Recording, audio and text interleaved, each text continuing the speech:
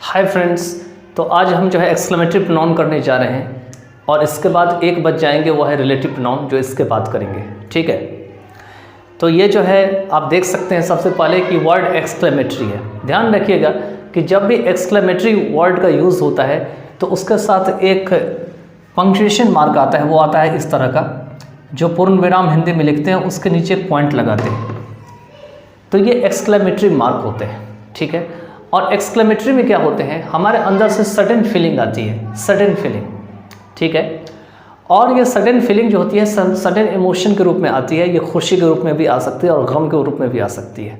ठीक है, तो ये एक्सक्लेमेशन आपका एक मार्क है। ठीक है, अब हम देखते हैं कि एक्सक्लेमेटरी प्रोनाउन होते क्या है।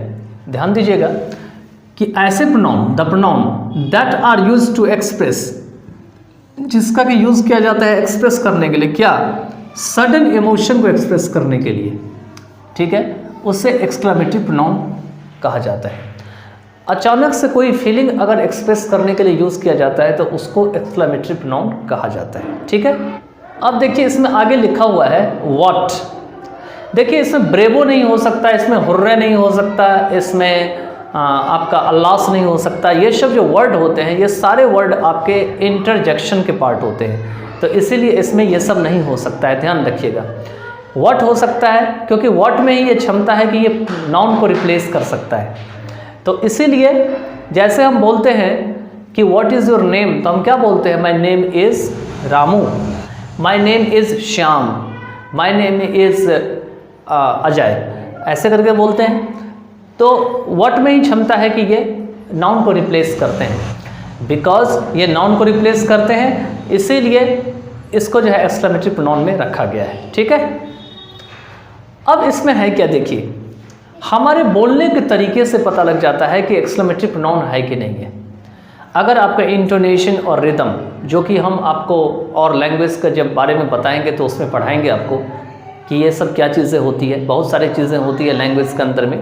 ठीक है, तो ये जो आपका रिदम है और आपका ये इंटोनेशन है वो आपको बता देता है कि सेंटेंस इंट्रोगेटिव है या सेंटेंस इम्पेरेटिव है। एक ही सेंटेंस इंट्रोगेटिव भी हो सकता है और एक ही सेंटेंस आपके क्या हो सकते हैं, इम्पेरेटिव भी हो सकते हैं। जैसे कि देखिए ये sentence, what Ramesh has bot a new car. मान के चलिए रमेश सेंटेंस में आपका मित्र है और आपको पता नहीं है कि रमेश ने एक नई कार खरीद ली है, तो आप क्या बोलेंगे, आश्चर्य में ही तो बोलेंगे, what Ramesh has bot a new car, क्या रमेश ने जो है नई गाड़ी खरीद ली है। तो बोलने का एक तरीका अलग है ना। लेकिन सिंपली अगर बोलेंगे तो क्या बोलेंगे, Ramesh has bought a new car, कि रमेश ने एक नई कार खरीद ली है। तो वो क्या बन जाएंगे, वो बन जाएंगे अफर्मेटिव सेंटेंस। ठीक है, लेकिन अभी भी ये अफर्मेटिव सेंटेंस है, लेकिन इसको हम एक्सक्लेमेटरी बनाने का प्रयास कर रहे हैं केवल इस वर्ड से, व्हाट से।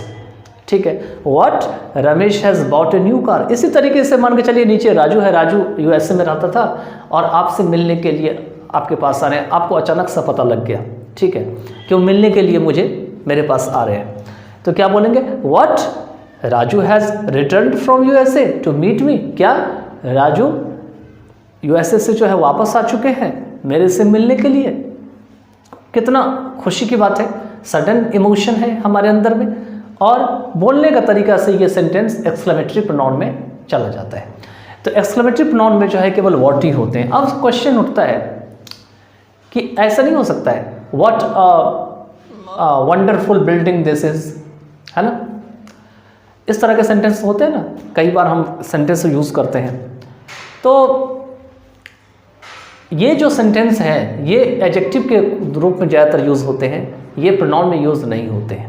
ठीक है, ये हम आपको एडजेक्टिव के चैप्टर में अच्छे से विस्तार पूर्वक बताएंगे।